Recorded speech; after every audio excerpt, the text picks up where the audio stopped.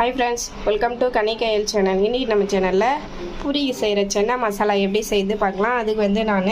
ஒரு ரெண்டு பட்டை ரெண்டு லவங்கம் ஒரு அன்னாச்சிப்பூ கொஞ்சோண்டு சீரகம் ஒரு 10 மிளகு எடுத்து வச்சிருக்கேன் உடைச்ச முந்திரி ரெண்டு எடுத்து வச்சிருக்கேன் இந்த பக்கம் வந்து தக்காளி ரெண்டு தக்காளி வெங்காயம் 3 வெங்காயம் கட் பண்ணி வச்சிருக்கேன் ஆல்ரெடி ஏற்கனவே இந்த சுண்டல் வேக வச்சு தனியா ஒரு பாத்திரத்துல எடுத்து வச்சிருக்கேன் இந்த பக்கம் சுண்டல் வேக வச்ச குக்கர்லயே நான் எண்ணெய் ஆயில் ஊத்திருக்கேன் ஆயில் நல்லா காஞ்சிடுச்சு இது வந்து மசாலா அரைக்கிறதுக்கு இந்த அளவுக்கு பட்டை ஒரே ஒரு லவங்கம் மட்டும் ஆட் பண்ணி ஏலக்காய் இருந்தால் ஆட் பண்ணலாம் ஏலக்காய் இல்லை என்கிட்ட அதனால நான் ஏலக்காய் ஆட் பண்ணல இப்போ வந்து நம்ம எடுத்து வச்சிருக்க மிளகு சீரகம் ஒரு 10 மிளகு ஒரு 1/4 ஸ்பூன் சீரகம் ஆட் பண்ணிக்கலாம் அது கலர் சேஞ்ச் ஆனோடனே வெங்காயம் சேர்த்துக்கலாம் வெங்காயம் கொஞ்சம் கலர் நல்லா ப்ரௌன் கலர் ஆகிற வரைக்கும் நம்ம வதக்கி விட்டுக்கலாம்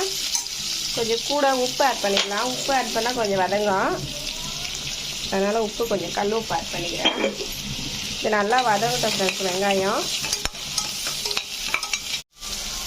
இந்த அளவுக்கு கொஞ்சம் கலர் மாறின உடனே தக்காளி ஆட் பண்ணிக்கலாம்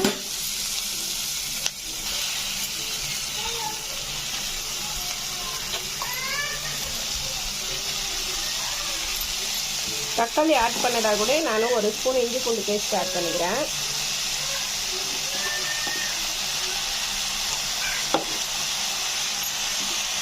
இது ரெண்டுமே நல்லா மிக்ஸ் ஆகி வதங்கட்டும் ஃப்ரெண்ட்ஸ் அதுக்கப்புறம் நம்ம ஆற வச்சு மிக்சியில் அரைச்சிக்கலாம் இது நல்லா வதங்கணும் இப்போ இந்த அளவுக்கு நல்லா வதங்கிடுச்சு தக்காளி வந்து கொஞ்சம் லைட்டாக இந்த அளவுக்கு மசிகிற அளவுக்கு இருக்கணும் ரொம்ப வதங்கணுன்றதில்ல நம்ம அரைச்சி மறுபடியும் வந்து கொதிக்கி விடுவோம் அதில் சரியாக போயிடும் இந்த அளவுக்கு நல்லா வதங்கின உடனே நான் ஒரு ஸ்பூனு தனியாத்தூள் ஆட் பண்ணுறேன்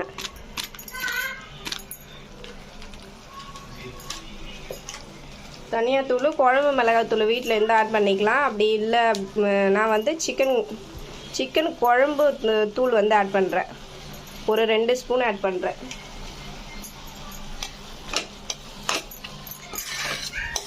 சிக்கன் குழம்பு தூள் இல்லை அப்படின்னா நம்ம வெறும் குழம்பு மிளகாத்தூளே ஆட் பண்ணிக்கலாம் நான் சிக்கன் குழம்பு பொடி வந்து ஆட் பண்ணியிருக்கேன் இது நல்லா இந்த ஹீட்லேயே கொஞ்சம் இந்த மசாலா பச்சை வாசனை போகிற வரைக்கும் நம்ம கலரி விட்டு அதுக்கப்புறம் ஆட்டன்னு சொல்லி மிக்சியில் போட்டு அரைச்சிக்கலாம் கொஞ்சம் குறவரப்பாக நல்லா ஆறிச்சு இப்போ நம்ம மிக்சியில் அரைச்சிக்கலாம் மிக்சியில் அரைக்க சொல்ல நான் இந்த மாதிரி 2 உடைச்ச முந்திரி ஆட் பண்ணிக்கிறேன் இதாக கூட சேர்த்து அரைச்சிக்கலாம் குக்கரில் கொஞ்சம் எண்ணெய் ஊற்றி காய்ச்ச உடனே ஒரு 2 துண்டு பட்டை 2 லவங்கம் ஒரு ஸ்டார் சேர்த்துக்கிறேன் இந்த பக்கம் வந்து மிக்சியில் நான் அந்த மசாலா அரைச்சிட்டேன்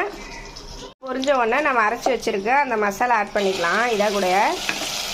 மொத்த மசாலாவும் இதில் ஆட் பண்ணிடலாம் மசாலா ஆட் பண்ணி நான் தண்ணி சேர்க்கல இதே கொஞ்சம் தண்ணி விடும் ஏன்னா நம்ம வந்து சுண்டல் ஊற வச்ச தண்ணியை ஆட் பண்ணிக்கலாம் அதனால் வேறு தண்ணி ஆட் பண்ணல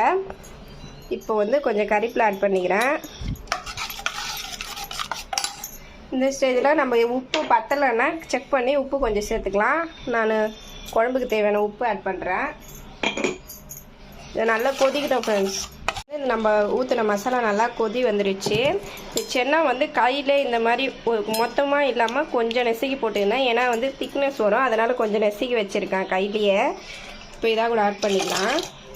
இந்த தண்ணியே போதுமான அளவு இருக்கும் நம்மளுக்கு எக்ஸ்ட்ரா தண்ணி ஆட் பண்ண வேண்டியதில்லை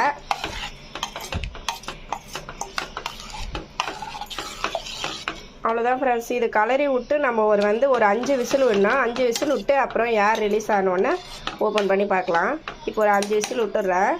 பாருங்க நான் 5 விசில் விட்டு ஏர் ரிலீஸ் ஆகணும் ஓப்பன் பண்ணியிருக்கேன் நம்மளுடைய பூரி மசாலா ரெடி ஆயிடுச்சு தண்ணி எதுவுமே நம்ம ஆட் பண்ண இருந்தாலும் தண்ணி பாருங்கள் எவ்வளோ இருக்குது நான் அந்த சுண்டல் வேக வச்ச தண்ணி மட்டும்தான் ஆட் பண்ணேன் இதிலே கொஞ்சம் தண்ணி விடும் அதனால் இதுவே நம்மளுக்கு திட்டமாக இருக்கும் இது பூரிக்கு சாப்பிட்றதுக்கு கரெக்டாக இருக்கும் அப்படி இல்லை இன்னும் திக்காக வேணும் அப்படின்னா நம்ம இன்னும் கொஞ்சம் கேஸில் வச்சு கொஞ்சம் சுண்டடிச்சிக்கலாம் அவ்வளோதான் ஃப்ரெண்ட்ஸ் நம்மளுடைய பூரி மசாலா ரெடி ஆகிடுச்சு இந்த வீடியோ பிடிச்சிருந்தா மறக்காமல் சப்போர்ட் பண்ணுங்கள் தேங்க்யூ